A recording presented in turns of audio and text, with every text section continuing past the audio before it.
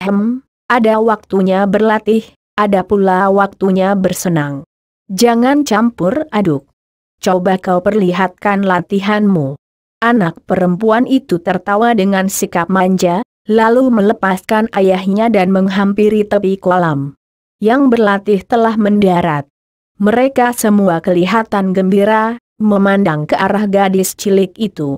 Dan jelas tampak betapa mereka semua menyayang anak yang bernama Sin Lian ini.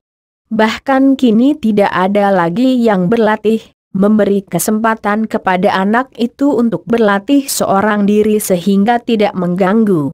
"Heitet!" Anak itu mengeluarkan seruan keras dan nyaring.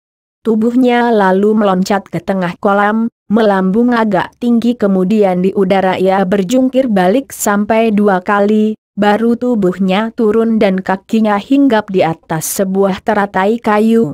Indah bukan main loncatan tadi dan terdengar seruan-seruan. "Bagus." Han melongo. Apa yang disaksikannya itu terlalu aneh dan indah.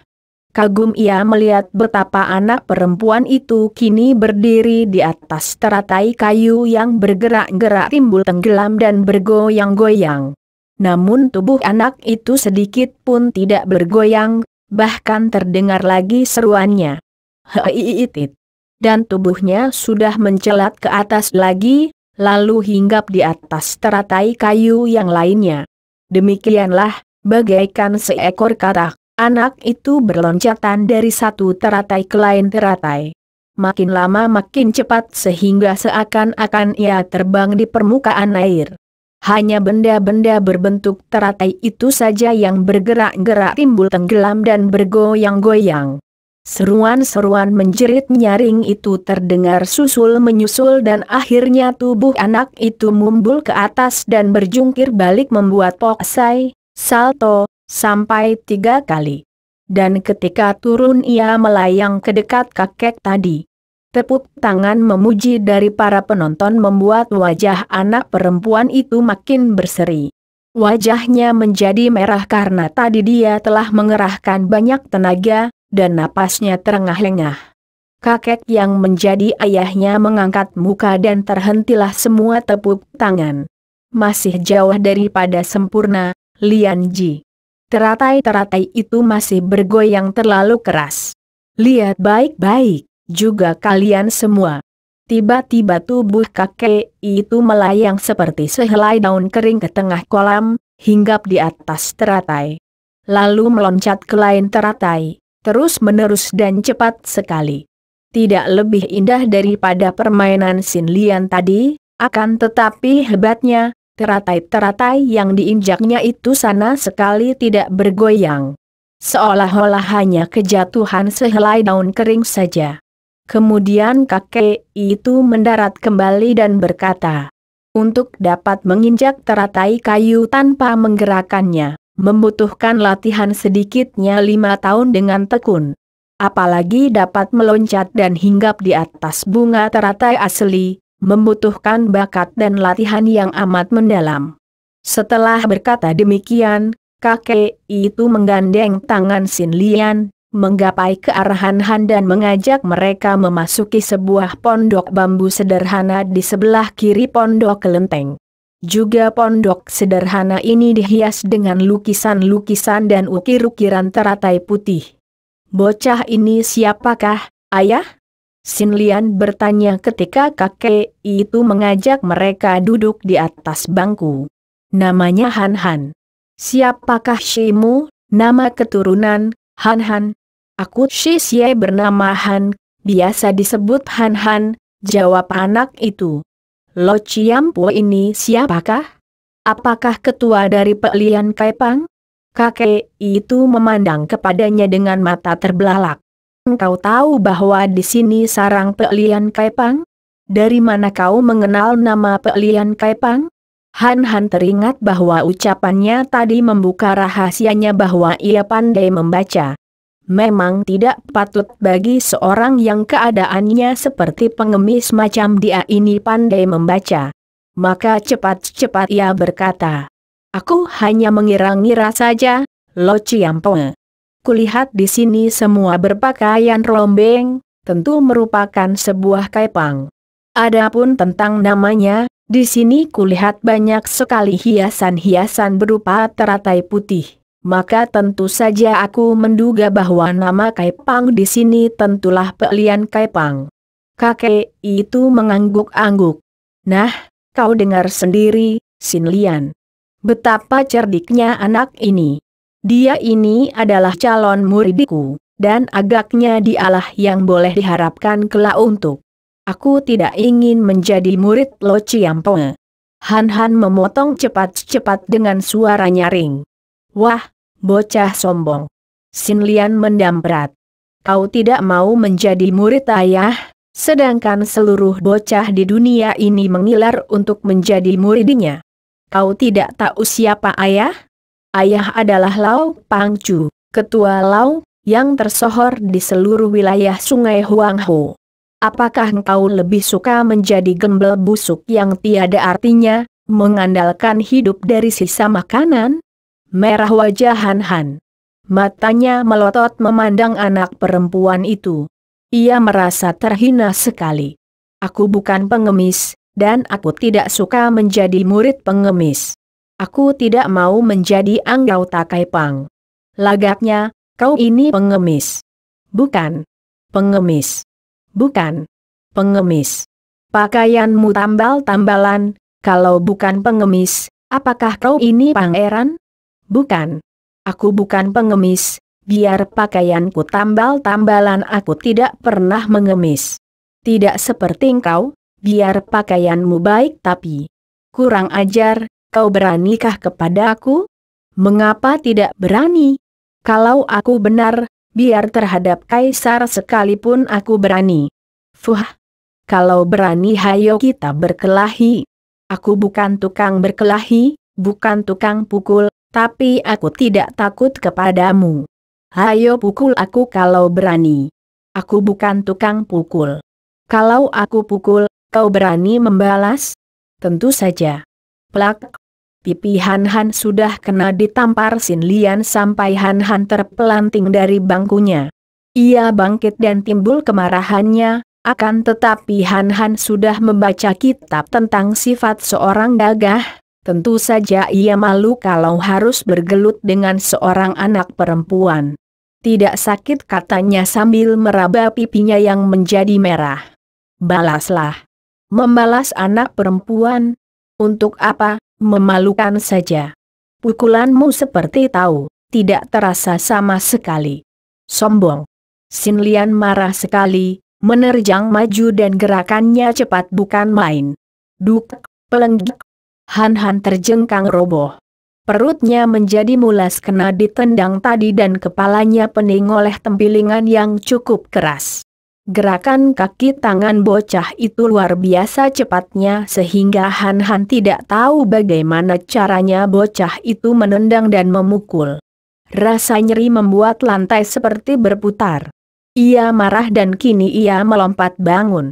Kau, perempuan keji katanya lalu ia menerjang maju, hendak menampar. Namun tamparannya mengenai angin belaka dan sebelum ia sempat melihat, kembali tangan kiri gadis cilik itu mampir di pipinya. Menimbulkan suara nyaring dan terasa amat panas dan pedas.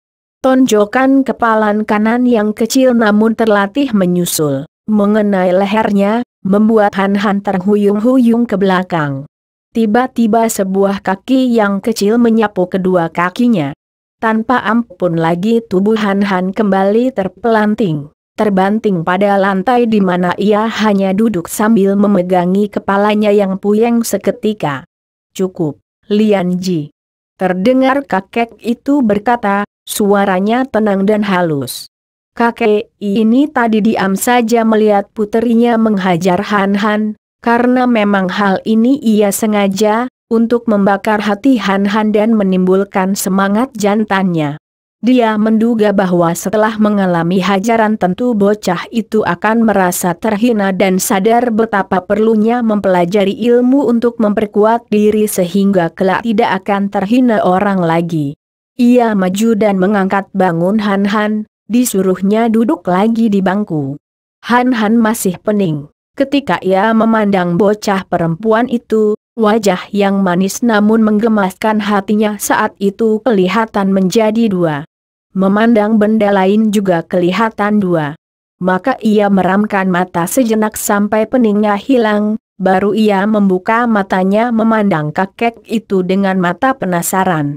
Nah, bagaimana pendapatmu sekarang? Kalau kau menjadi muridku, tidak mungkin kau akan mudah dihajar orang lain begitu saja. Akan tetapi jawaban Han Han sungguh di luar dugaan Lau Pangcu. Anak ini mengangkat muka dan dadanya, lalu berkata, "Aku tetap tidak mau belajar berkelahi. Apa sih bangganya mengalahkan lain orang? Mengalahkan diri sendiri baru patut disebut gagah perkasa." Dalam kemarahannya, tanpa disadarinya lagi Han Han mengucapkan ujar-ujar dari kitab. Kembali kakek itu tercengang. "Ayah, dari mana kamu mengetahui filsafat itu?" "Filsafat apa? Itu pendapatku sendiri. Mengalahkan dan memukul orang paling-paling bisa disebut sewenang-wenang, mengandalkan kepandaian dan menjadi tukang pukul. Dan mengalahkan diri sendiri? Apa yang kau maksudkan?" Kakek itu memancing. Han Han cerdik, ia pandai menutupi rahasianya, maka setelah otaknya bekerja, ia berkata, "Tidak tunduk kepada kemarahan sehingga tidak memukul orang, tidak merugikan orang lain karena kepingin. Tidak melakukan pekerjaan hina biarpun perut lapar, mengalahkan diri sendiri." Dengan ucapan ini ia telah menyindir orang yang telah memukulnya, dan menyindir pekerjaan mengemis yang dianggapnya hina. Bocah bermulut lancang.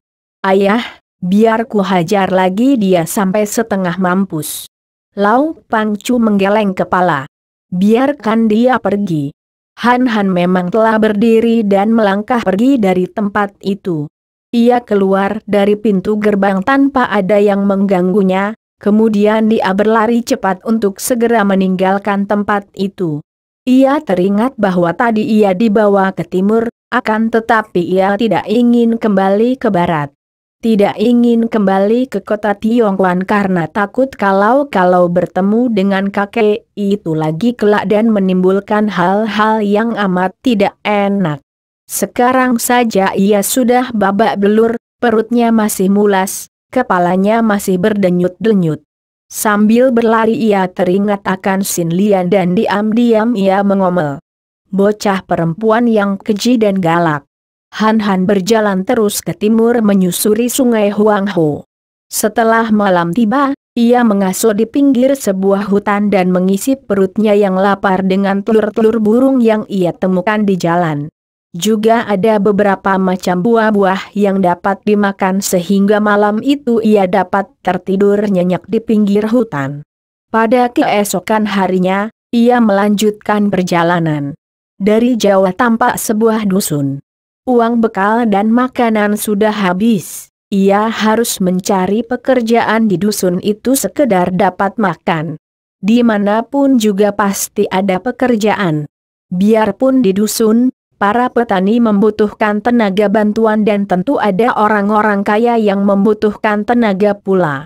Asal rajin, tak mungkin orang sampai kelaparan, asal mau bekerja. Tidak seperti pengemis-pengemis itu, hanya bermalas-malasan, ingin makan enak tanpa bekerja. Biarpun hanya makanan sisa. Menjijikan. Alangkah hinanya. Tentu saja ia tidak sudi menjadi pengemis. Biarpun diberi pelajaran ilmu memukul orang. Apalagi selalu berdekatan dengan bocah perempuan yang ganas itu.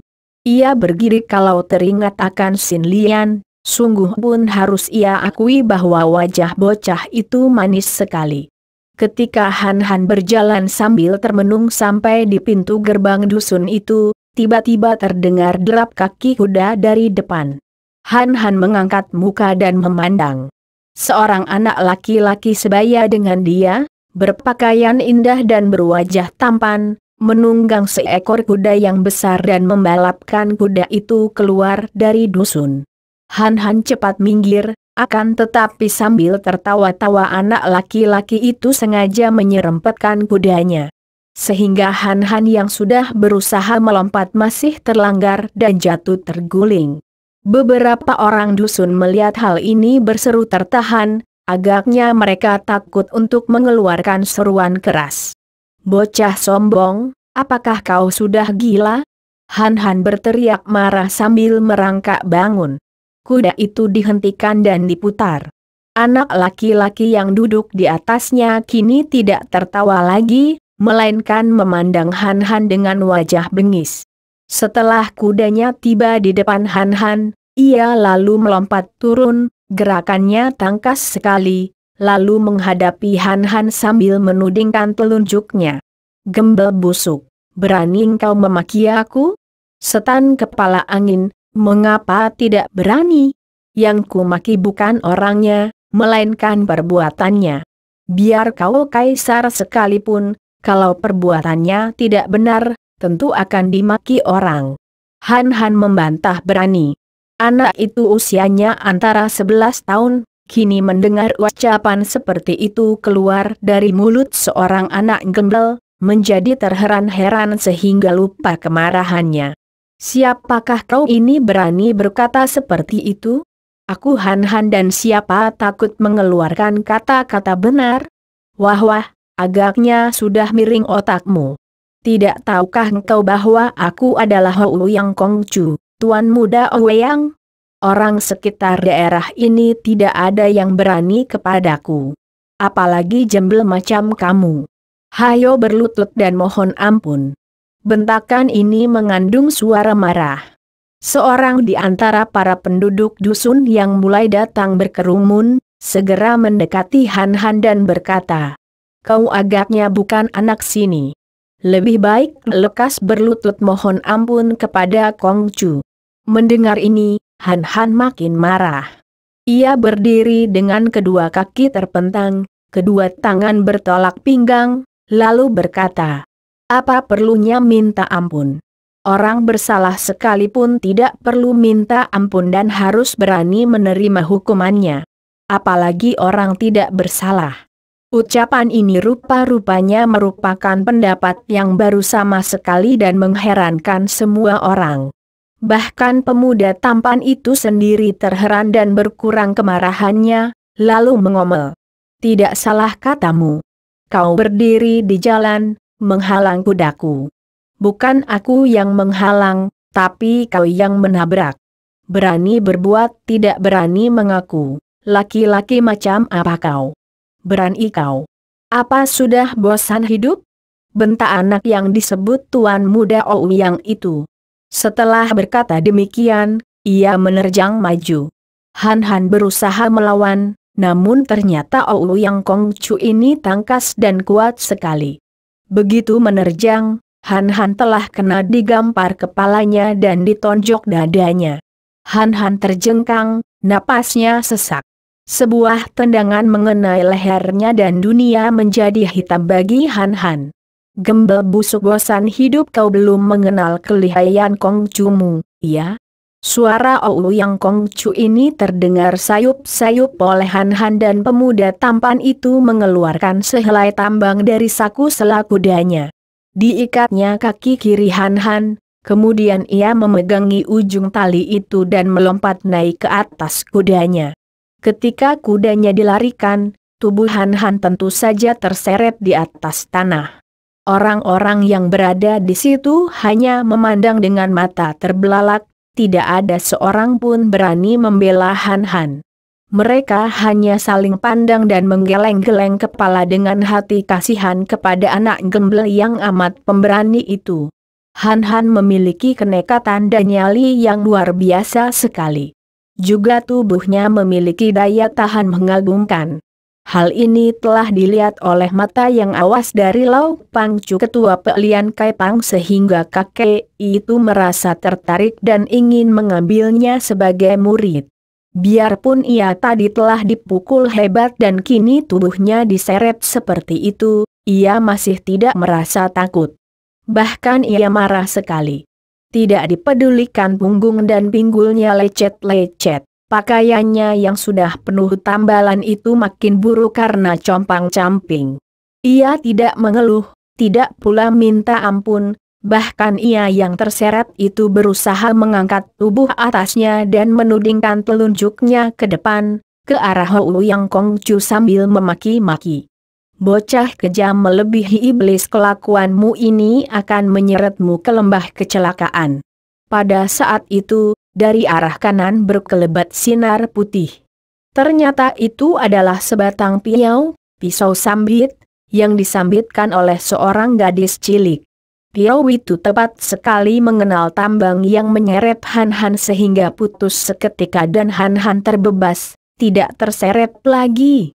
Sambil duduk dan berusaha membuka ikatan kakinya, Han Han memandang dengan mata terbelalak ketika mengenal bahwa anak perempuan itu bukan lain adalah Sin Lian.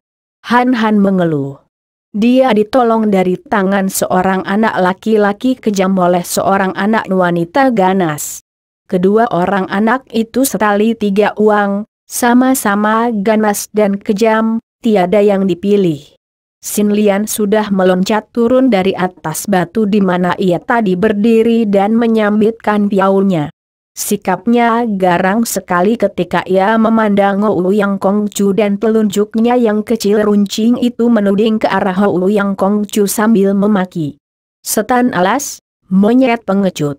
Beraninya hanya menyiksa bocah gembel yang tidak bisa silat.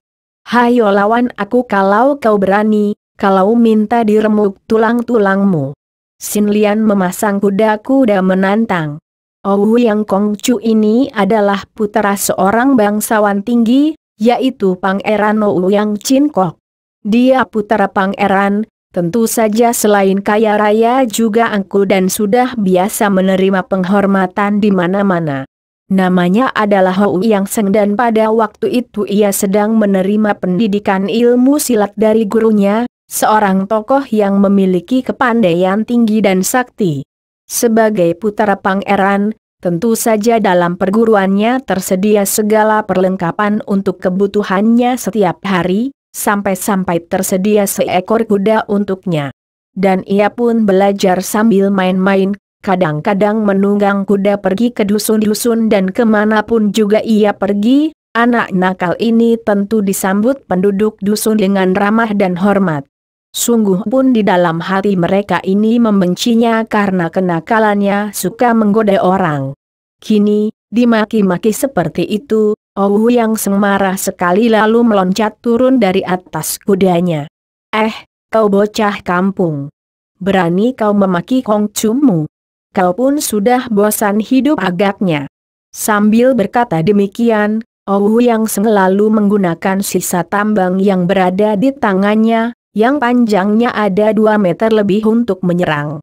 Serangannya hebat, cepat dan keras sekali sehingga mengejutkan Sin Lian yang cepat melompat dan mengelak.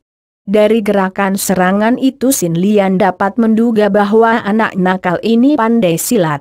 Memang dugaannya tidak keliru. Hou Yang Seng diasuh oleh seorang guru yang amat pandai. Sehingga biarpun cara ia belajar kurang tekun, namun jarang ada anak sebaya dengannya yang mampu melawannya, biarpun anak itu pandai silat sekalipun. Sebaliknya, melihat betapa anak perempuan yang tadinya hendak ia rangket karena telah berani memakinya itu dapat mengelak demikian cepat, Hou Yang Seng menjadi penasaran dan menerjang lebih gencar lagi. Sin Lian tidak diberi kesempatan membalas serangan-serangannya, karena tambang itu menyerang terus-menerus. Membuat ia harus menggunakan ginkang dan berloncatan ke sana kemari. Monyet cilik, monyet curang. Jangan pakai tambang kalau berani. Sin Lian memaki kalang kabut karena ia benar-benar terdesak dan tidak sempat membalas sama sekali. Bahkan pahanya telah kena dipecut 1 kali sehingga terasa pedas dan panas. Hou Yang Seng tertawa bergelak. Ia kini tahu bahwa biarpun memiliki kegesitan luar biasa, anak perempuan ini masih bukan merupakan lawan berat baginya. Maka ia lalu membuang tambang itu dan berkata, "Majulah kalau ingin merasakan kaki dan tanganku yang sakti." Melihat pemuda cilik itu sudah membuang tambangnya, Sin Lian menjadi girang dan cepat ia menerjang maju dengan kaki tangannya yang gesit. Namun dengan mudah Ouyang Seng menangkis sambil mengerahkan tenaga, membuat Sin Lian meringis kesakitan. Ouyang Seng tertawa lagi, lalu mendesak dengan pukulan aneh. Sin Lian berseru kaget, terhuyung mundur dan tiba-tiba lututnya kena ditendang Ouyang Seng sehingga ia roboh terguling. Tiba-tiba terdengar bentakan nyaring dan tahu-tahu Han Han telah melompat dan menubruk Ouyang Seng dari belakang. Mulutnya mencela. Laki-laki apa tuh yang menyerang perempuan? Kedua lengannya merangkul leher dengan sekuat tenaga, kedua kakinya mengait pinggang. Ouyang Seng terkejut, meronta-ronta. Akan tetapi biarpun tidak pandai silat, Han Han pada dasarnya memang memiliki tenaga besar. Apalagi ia mempunyai kelebihan, yaitu nyali dan kenekatan. Biarpun Ouyang Seng mengobat-abitkannya, ia tetap tidak mau melepaskan rangkulan lengan dan kempitan kakinya. Seperti seekor lintah yang kelaparan menempel pada daging gemuk. Lepaskan, lepaskan, kau gembel busuk, lepaskan. Akan tetapi Han Han tidak mau melepaskannya, bahkan menggunakan tangannya untuk mencekik leher. Penduduk dusun yang menghampiri dan menonton perkelahian ini, tidak berani mencampuri, hanya memandang terheran-heran. Orang-orang tidak ada yang berani melawan Ouyang Kongcu. Kini seorang anak perempuan dan seorang pengemis cilik berani menghinanya, memakinya, dan melawannya. Ouyang Seng yang meronta-ronta akhirnya roboh, membawa tubuh Han Han bersama-sama. Mereka bergulingan di atas tanah, bergelut, namun tetap Han Han tidak mau melepaskan kaki tangannya. Ouyang Seng mendapat akal. Ia lalu menangkap tangan Han Han dan menekuk jari telunjuknya. Bukan main nyerinya rasa telunjuk itu, sampai terasa menusuk di ulu hatinya. Han Han marah lalu, menggigit pundak Ouyang Seng sekuat tenaga. Aduh, aduh, aduh. Ouyang Seng menjerit-jerit, pundaknya berdarah dan akhirnya ia menangis berkaok-kaok, melolong-lolong sambil meronta-ronta. Penduduk dusun yang melihat ini menjadi khawatir. Takut kalau terbawa-bawa, maka mereka lalu memburu dan cepat melerai, menarik Han Han melepaskan rangkulannya, kempitannya dan gigitannya. Pengecut besar. Bisanya hanya menangis. Kau hebat, Han Han. Sin Lian bertepuk-tepuk tangan. Ia masih duduk karena lututnya yang tertendang itu membuatnya tak dapat berdiri, agaknya terlepas sambungannya. Juga Han Han merasa betapa telunjuk tangan kirinya sakit sekali, seperti patah sambungannya pula. Ouyang Seng tadi menangis bukan hanya karena sakit, melainkan terutama sekali karena ketakutan setelah usahanya melepaskan rangkulan gagal. Kini setelah bebas, ia menjadi marah sekali dan menerjang Han Han dengan pukulan keras. Han Han terjengkang dan terpaksa menerima hantaman dan tendangan. Sin Lian memaki-maki, dan untuk ini, Ouyang Seng segera melompat ke dekatnya dan menendang kepalanya. Biarpun tak dapat bangun, namun Sin Lian yang mengerti ilmu silat mencoba untuk menangkis dengan lengan. Dan akibatnya ia pun roboh terguling-guling. Ouyang Seng menjadi mata gelap saking marahnya.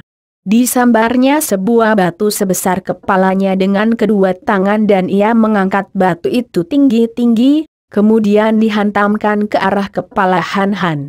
Kalau hantaman ini kena, tentu kepala Han Han akan remuk. Akan tetapi tiba-tiba batu itu tertahan dan di situ telah berdiri Lau Pangcu. Sekali renggut batu itu terampas dan dibuang ke pinggir. Anak keji, pergilah. Lau Pangcu berkata dan ia menangkap tengkuk Ouyang Seng terus dilempar ke depan. Tubuh anak itu melayang dan jatuh tepat di atas punggung kudanya. Ouyang Seng maklum bahwa kakek itu amat lihai, akan tetapi dasar seorang anak yang manja, ia malah memaki. Tua bangka gembel busuk. Kalau berani, katakan siapa namamu.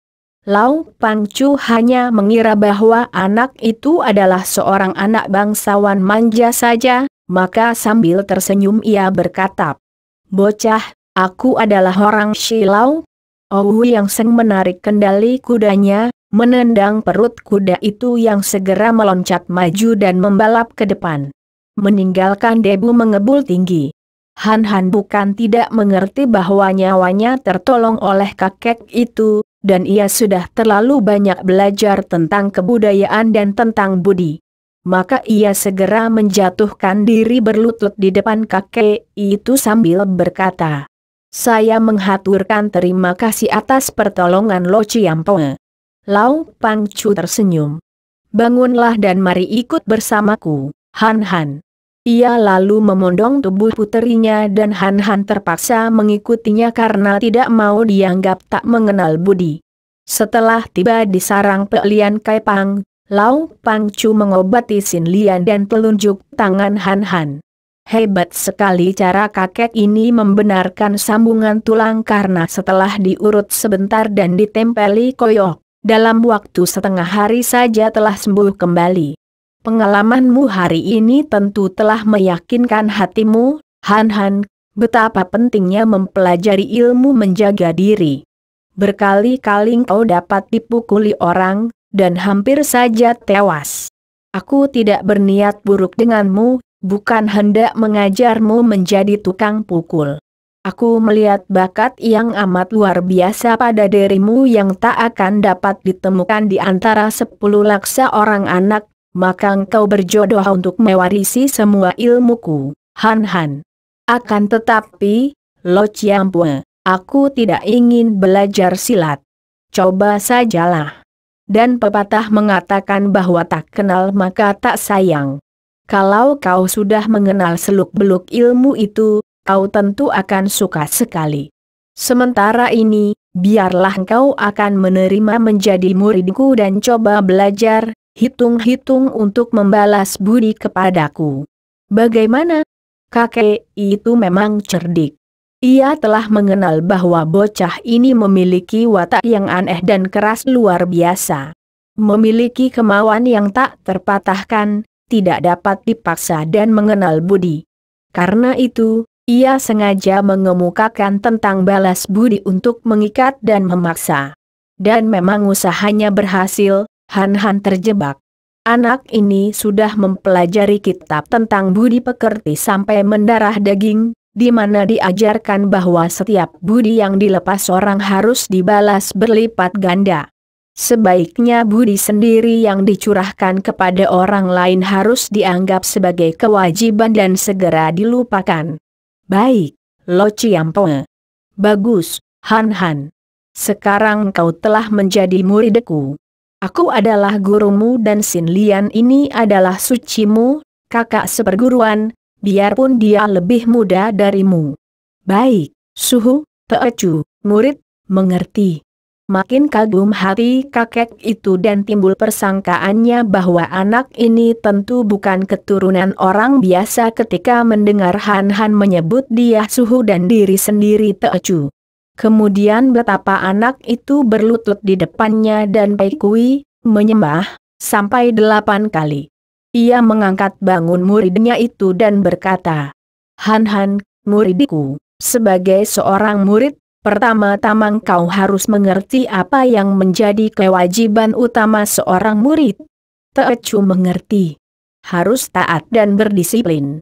Taat terhadap segala perintah Suhu, dan berdisiplin dalam memegang tugas. Kemudian harus setia dan berbakti terhadap guru. Kalau tadi Lau Pangcu hanya kagum saja, kini ia terheran-heran dan tercengang. Sin Lian, dengar baik-baik omongan sutemu, adik seperguruan, ini. Engkau dapat belajar banyak dari dia, Han, pendapatmu tadi tepat sekali. Nah, sekarang sebagai perintah pertama dari suhumu, kau ceritakanlah pengalamanmu. Siapa orang tuamu dan bagaimana engkau sampai menjadi seorang anak terlunta-lunta dan hidup seorang diri? Han terkejut mendengar pertanyaan ini. Ia sudah mengambil keputusan ketika ia meninggalkan rumah orang tuanya yang terbakar, di mana terdapat mayat ayah bundanya. Untuk menyimpan rahasia tentang dirinya, untuk melupakan penglihatan itu dan hanya mengingat wajah 7 orang perwira mancu, terutama wajah si berwak dan si muka kuning. Kini orang yang menjadi gurunya secara terpaksa ini pertama kali mengharuskan dia menceritakan pengalaman dan riwayatnya. Ia menundukkan mukanya, dan begitu rasa penasaran dan sakit hati timbul karena pertanyaan itu mengingatkan ia akan semua malapetaka yang menimpa keluarganya.